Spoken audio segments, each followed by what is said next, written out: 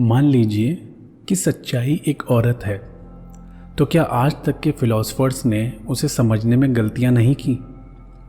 जो खुद को बहुत बड़ा बुद्धिमान समझते थे, उन्होंने सच्चाई को पाने के लिए जो हठ और जिद दिखाई, वो कितनी बचकानी थी। जैसे किसी औरत का दिल जीतने के लिए कोई अनाड़ी जबरदस्ती कर रहा हो। सदियों से हमें और आपको एक घुट्टी पिलाई जा रही है कि दुनिया में सिर्फ दो ही चीज़ें हैं, एक अच्छा और दूसरा बुरा।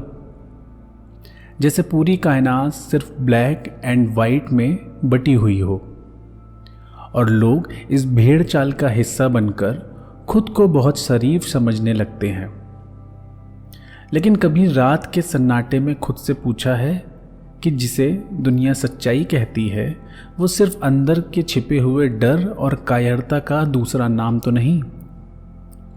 मैं तुम्हें इस झूठी दुनिया से बाहर खींचने आया हूँ। मैं फ्रेडरिक नीत्शे तुम्हें उस दलदल का सच दिखाने आया हूँ जिसे तुम अपनी नैतिकता कहते हो। भूल जाओ उन पुराने दार्शनिकों को जो बंद कमरों में बैठकर परम सत्य की बातें करते थे। वो सब धोखेबाज थे।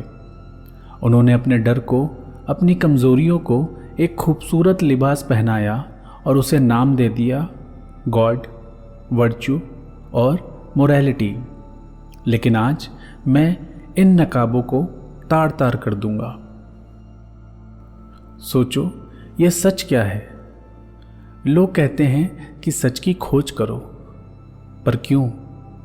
झूठ में क्या बुराई है? अगर एक खूबसूरत झूठ तुम्हें सुकून की नींद देता है, तो तुम उस कड़वे सच के पीछे क्यों भागते हो जो तुम्हारी रातों की नींद को उड़ा दे?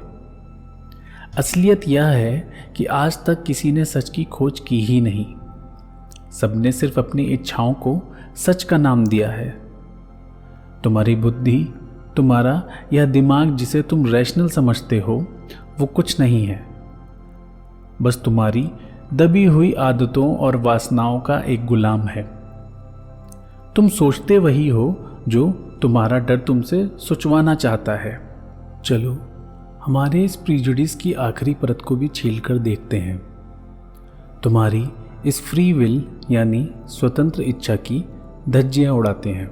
तुम सोचते हो कि जो फैसले तुम लेते हो वो तुम्हारी मर्जी है।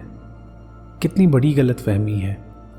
तुम्हारी हर इच्छा, तुम्हारा हर फैसला उन हजारों धागों से बंधा है जो समाज ने, इतिहास ने और तुम्हारे पूर्वजों ने तुम्हारे दिमाग में बुने हैं।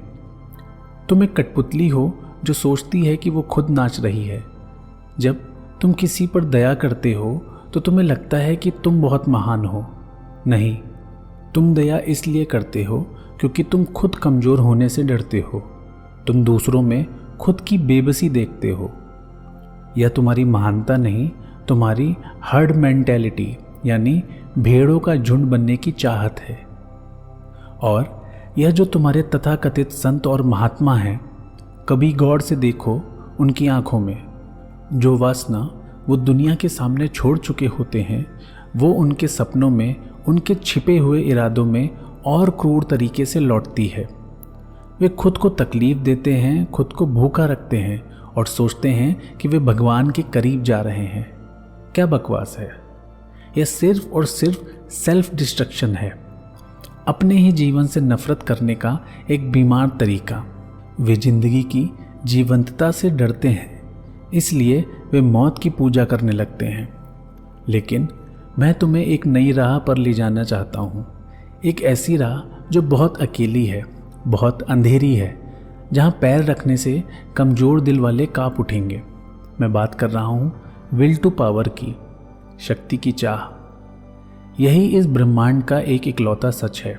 हर जिंदा चीज़ तरक्की करना चाहती है, फैसला लेना चाहती है, दूसरों पर हावी होना चाहती है।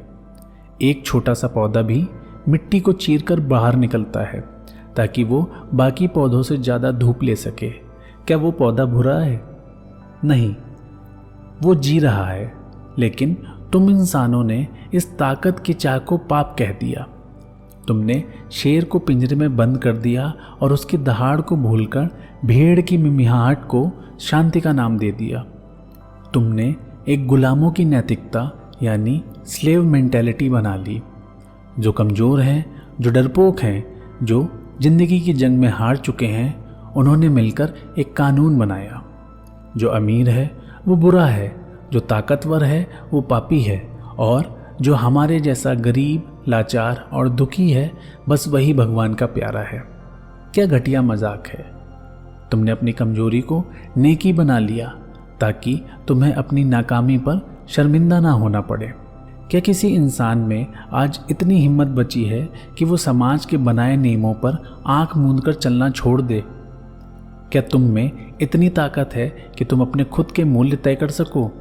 क्या उस अंधेरी खाई में कदम रखने का साहस है जहां ना कोई बना बनाया भगवान है, ना कोई शैतान, ना कोई स्वर्ग और ना कोई नर्क, जहां इंसान बिल्कुल अकेला है और उसे खुद तय करना है कि उसके अस्तित्व की परिभाषा क्या है?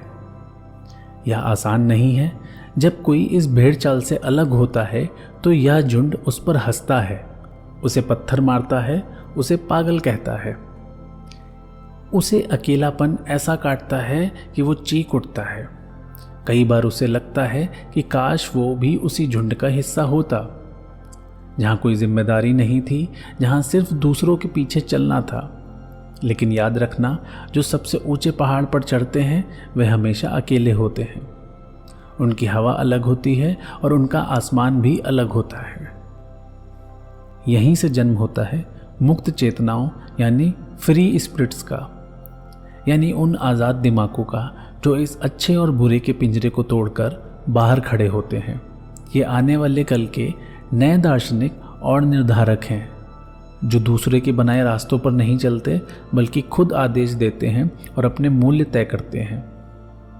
वे इस कड़वे सच को जानते हैं कि जिसे यह दुनिया ईर्ष्या, नफरत, अंतहीन महत्वाकांक्षा और जीने के लिए किया गया बेरहम संघर्ष को बुरा या पाप कहकर बदनाम करती है, वही असल में इंसान की चेतना को जगाते हैं।